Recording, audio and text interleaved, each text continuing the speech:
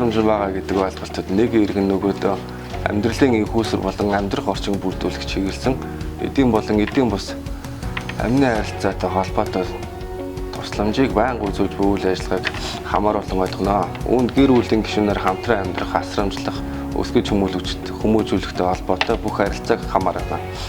Бусдын асрамжинд байсныг тогтоосон шүүхийн шийдвэр нь өвлөх, тэтгэмж, тэтгэлэг авах зэрэг эрх үүргийг харилцааг үүсгэнэ.